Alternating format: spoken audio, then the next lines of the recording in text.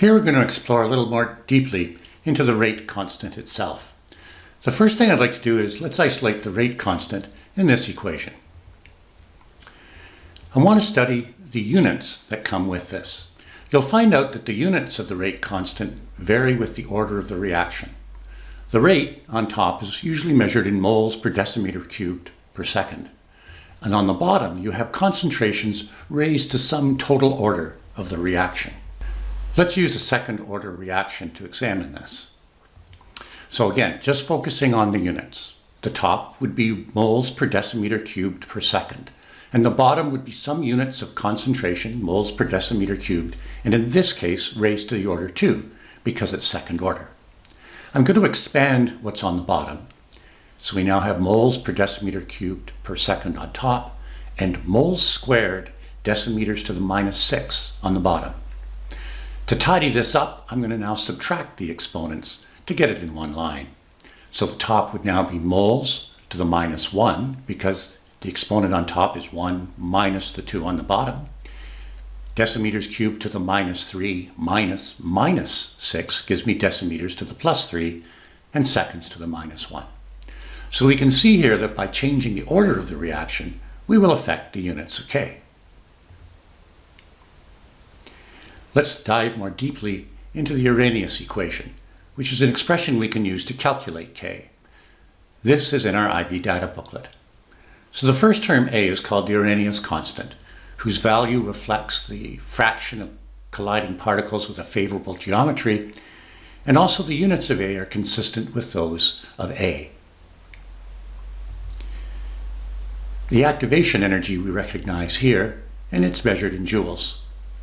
It's worthy noting that as the activation energy of a reaction increases, the negative exponent would increase. Thus, we would expect the rate constant to fall. R is the gas constant, 8.314, and that's in our IB data booklet.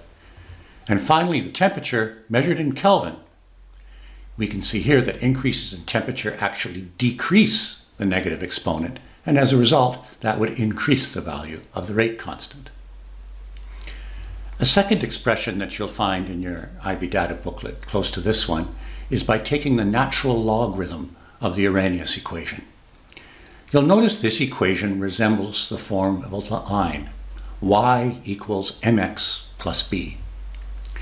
This means that if we were to plot the ln of k, which would represent y, and 1 over temperature on an axis, we would generate a straight line. The intercept of this would constitute to the ln of the Arrhenius constant, and the slope of the line would give us insights into the value of negative activation energy over R. I want to explore this idea in the next question. So suppose we're given some information at 2 different temperatures and we have 2 different rate constants. So here we have 25 degrees Celsius and its rate constant, and conducted the experiment again at 80 degrees Celsius and have its rate constant. We see here what we expected. As the temperature goes up, the rate constant goes up. We're asked to predict what the rate constant would be at 5 degrees and also to determine the activation energy. So there's our given data. I'm going to now convert that to 1 over temperature and the ln of K. The reason I'm doing that is to generate my straight line. Again, if I make a graph of ln K versus 1 over the temperature, I will generate a straight line. The equation of that line follows the following format. The ln of K, y, is negative the activation energy over R times 1 over T plus the ln of A. Now, I have information for the A part of this question. I'm going to substitute in now the values that I see on the graph. I have the equation there at the top. The ln of K is negative 6.515, so that's the slope of my line, plus the ln of 30.6. Again, that's given to me from the graphing software. At 5 degrees C, which I convert to Kelvin, is 278. So I'm going to substitute that now into the expression. If I can evaluate this, I'm going to arrive at what the ln of K is, and hence the rate constant. So that simplifies down to the following.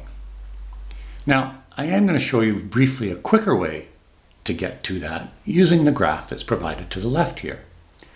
1 over 278 is about 0.0036. If I go up from there to where it intersects with the line and then read across, the ln of k should be pretty close to 7. So although this method works, it's not as accurate as using the equation that we are provided at the top of the graph. Evaluating now for what k is, I come up with 1,290 seconds to the minus 1. So that's the answer to my A part. I would expect a rate constant, and that rate constant I would expect to be actually smaller than what I have at 25 because the temperature is smaller. So the answer makes sense. Second part is to determine the activation energy. Recall from the previous slide that the slope of this graph is equal to the negative of the activation energy over r. I have the slope. Substituting that in and r, I can get the following equation. And now all I have to do is solve for the activation energy. And there we get it, 54,200